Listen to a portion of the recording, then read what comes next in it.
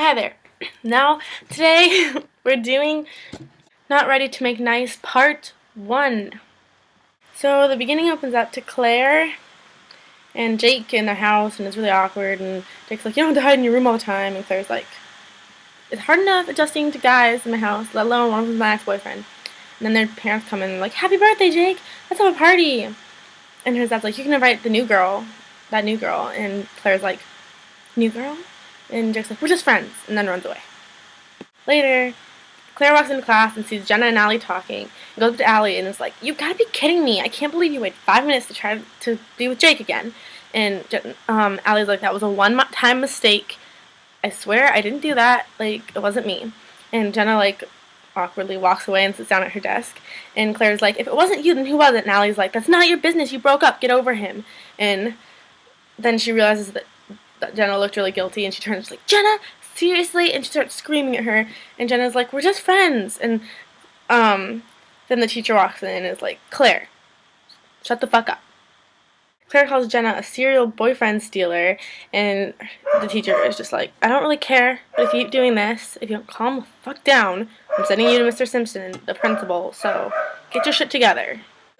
Claire goes to this bookstore thing, and the girl's like, these books are good, and Claire's like, I need to escape from reality. And this girl's like, why? And Claire explains the situation with Jake. And the girl's like, well, here, read this. And Claire's like, okay. And the girl's like, if you ever need to escape, my boyfriend and I run a place where you can just come if you need to get out. And she's like, Claire is like, I'm not going to run away. And she's like, sometimes you just need to change your surroundings if you can't change your circumstances. And Claire's like, I'll stick to a fictional escape for now, but thanks. Claire is laying on her bed reading, and her ex/stepbrother and Jenna come in, and they're all flirting and stuff, and Claire's like, oh, hi, and they're like, I didn't think you'd be home, and she's like, I am. And they're like, we're just listening to music, want to come? It's my birthday. And she's like, no. And then she throws her book and screams into a pillow when they walk away. They're having a family dinner for Jake's birthday or whatever, and Jenna came, and it's super freaking awkward. And they're like, what do you do? And she's like, I write music, but I took a break, but I'm doing it now. And Jake's dad is like, oh, why'd you take a break? And she's like, I had a baby earlier this year, but put it up for adoption. And both the parents are like, oh, well, I'm impressed. And her mom, Jenna's, Claire's mom is like, that shows that you have strong character. And Claire is like, what the fuck? You're fucking unbelievable, you fucking fucker. And then Jenna says something else, I forget what, like something about how people are always judging her, and Claire's like, that's because they probably are. And her mom's like, Claire, and Jake's dad is like, go to your room. And Claire's like, no, you're not my dad. And her mom's like, maybe you should go there and calm down a little bit. And Claire's like, fucking bitches, and leaves. So Claire is waiting at the school for like a super long time, and then a car shows up and is like, sorry I'm late. And she's like, it's okay. And it turns out to be her dad, and she's like, I need a change of scenery, things at home, I'm like the only one who's not happy. And he's like, well, we can try to figure something out if you want, but I'll have to convince someone. And Claire's like, you're living with her, which is apparently his new girlfriend, or I don't know if they're married or not, or what the situation is. And her dad is like, yeah, her kids come visit every other weekend, I think. And so it gets a bit hectic, but and the condo's pretty small, but we can see if we can make something work. And Claire's like, okay, even though she looks like she's about to cry. Claire's in her room packing a bag, and her mom comes in and says something I don't remember, and Claire was like, you're such a hypocrite, if I had had a baby you would have sent me away. And her mom's like, it wasn't my kid, and she was there with Jake, and what else was I supposed to do? And Claire was like, I don't know, but we need to talk about this. And her mom's like, I don't know what you want me to do. And Claire's like, I'm gonna go stay with my dad. And her mom's like, he would never agree to that. And Claire's like, well, he did, so. And her mom's like, fine, call me when you get there then, God. And just storms out, and Claire's like, oh my god, thought she'd fight for me, or some shit. Well, that's what she was thinking, I bet. And she goes to, like, this, the girl from the bookshop, her house, and is like, I don't know if you remember me, but, and then she's like, Claire, hi, stay with us. And Claire's like, thanks. And she's like, I had a feeling you'd come. This all big, amazing breakfast and everything, and then she looks at her phone, and they're like, is that important? And she's like, my ex just wants to talk. And they're like, get rid of your cell phone. It's like getting out of jail and all this stuff. And they're just total modern hippies.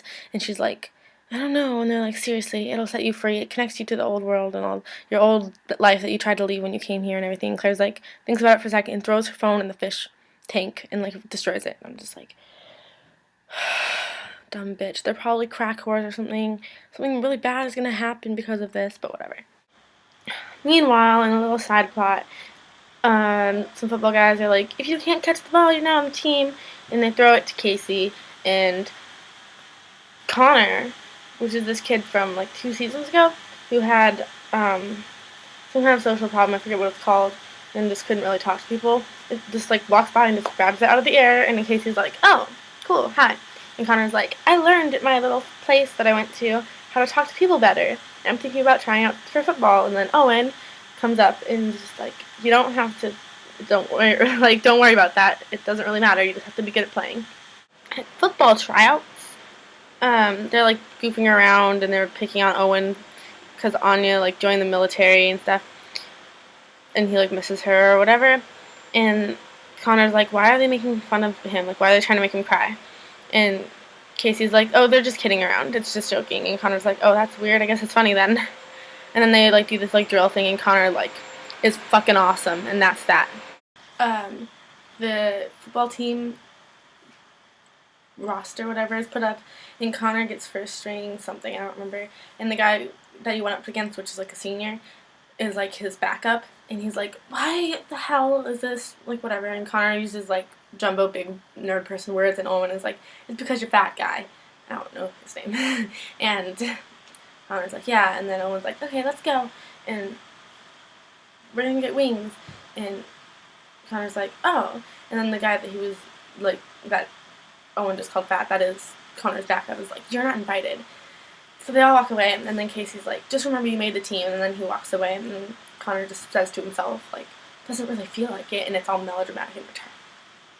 Mo, which is the guy that I couldn't remember his name earlier, that is the backup for Connor, makes like a joke, and everyone laughs, and then Connor starts laughing, and he laughs longer than everyone else. So Mo's like, why is that funny? And Connor's like, it was a joke, it was funny. And Mo's like, tell me why it was funny. And Connor's like, I don't know, I laughed because everyone else laughed. That's what I'm supposed to do. And Mo's like, it's what you're supposed to do. And Connor's like, he has a Casey's like, Connor has a problem. Connor's like, whoa, no there, shut up. I'm fine. My only problem is this guy. And Mo's like, whoa there, calm the fuck down. Connor's like, why do they keep making fun of me? And Casey's like, because if Mo doesn't make jokes about you, then they'll be making jokes about him. And that's just not cool. And Connor's like, well, what if I make a joke about him? And Casey's like, what kind of joke?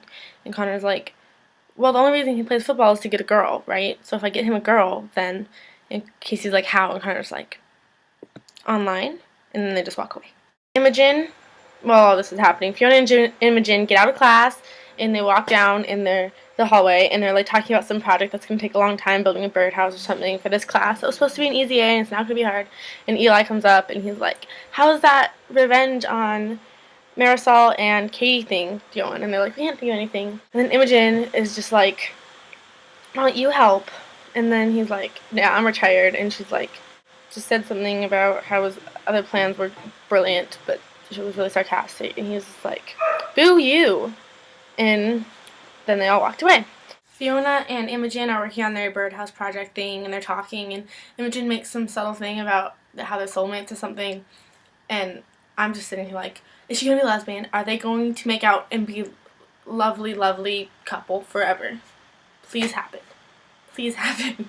I officially ship Imona? Fianogen? No idea what that would be called. But anyway, Fiona's like, so what about Eli? Do you still like him? You were like obsessed with him before. And Imogen is like, no, I just put away those feelings somewhere else. If I ever need them again, if I ever have a chance, then I can go get them and I can still access them and I can have feelings again. But for right now, I'm just not even going to bother because it's a worthless effort. That's a good girl. Good girl, Imogen. Good. Yes. Don't be crazy psychopath stalker. Fiona's mom comes home and is like, look at this. Fiona's mom comes home and is like, wow, the house thing turned out amazing. And Fiona's like, I know, it's thanks to Imogen, who's amazing and beautiful and sweet and all this stuff. And her mom's like, really? And Fiona's like, I know, I have a stupid crush on Imogen. And her mom's like, I couldn't tell. And Fiona's like, I can't do this with the straight girl again. I don't even know how Holly J and I stayed friends. And her mom was like, well, I don't know what to tell you. And Fiona was like, oh my gosh, if I get Imogen and Eli together, then she'd never know that I had feelings for her. And her mom's like, be careful what you're getting into, you dumb bitch. Just turn her straight. I mean, whatever. Just go make out with a fucking whore. Just do it. And just overcomplicating everything and fucking up your life. You're gonna drink again. You are gonna drink again, you stupid alcoholic whore. Gah! Eli goes to the Dot Cafe, whatever it's called. I don't remember. I think it's the Dot, right? And Fiona's there, and she's like, do you like Imogen? And Eli's like, what are you talking about? We're just friends. Fiona's like, you totally like her. And Eli just rolls his eyes and like, whatever. And she's like, so why aren't you dating yet? And he's like, because I hurt her, and I don't think she'll give me another chance. And Fiona's like, just let me talk to her. And Eli's like, why are you all suddenly being like a matchmaker? And Fiona's like, I just want to see my two best friends happy. And Eli's like, okay, fine. That's all. I'm pretty sure the video's kind of skipping now because I've made so many of them. But, and my computer gets slow when I have too many on it. But, long story short, like, comment, subscribe, follow me on Tumblr. Yeah. Thanks for watching. Doesn't mean I'm petrified of